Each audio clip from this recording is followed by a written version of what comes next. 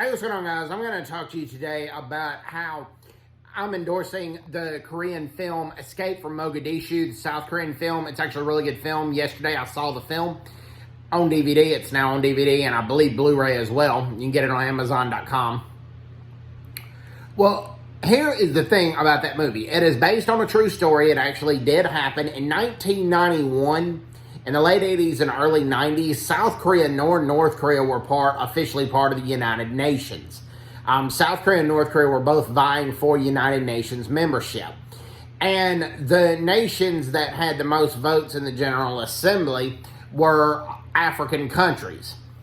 And so particularly South Korea around the 80s and 90s was trying to go to African nations and establish diplomatic relations with them.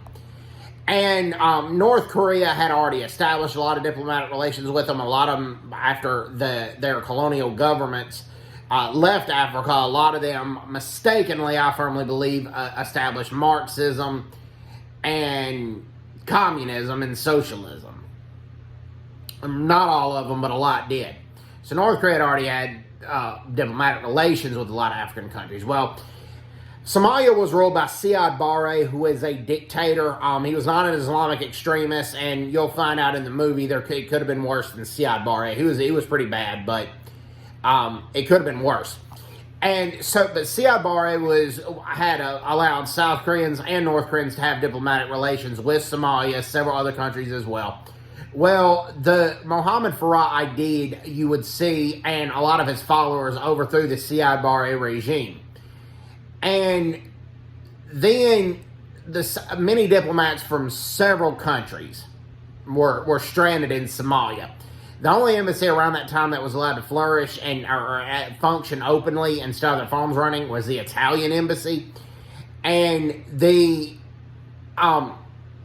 least for a little while, but South Koreans nor North Koreans could go to the Mogadishu airport and fly out of Somalia. They didn't have the phone lines to their embassies had been cut, and they could not get the proper channels they didn't have proper documentation that they were on the flight out. Their phone lines had been cut. They had no way of reaching their home countries, and this was a time where email and computers weren't as prevalent. Well, so the South Koreans, they basically, the South Koreans allowed the North Koreans to go to their embassy. And the North Koreans decided to go to the Egyptian embassy. They had diplomatic relations with Egypt. And the South Koreans go to the Italian embassy, but neither embassy pretty much offers to help them very much. So they all sneak in basically a station wagon, and they get across the border. And eventually, first, they get to the Italian embassy first, and the Italian soldiers protect the South and the North Koreans to a certain degree and allow them to get across the border to Kenya. And North Korea didn't have diplomatic relations with Kenya.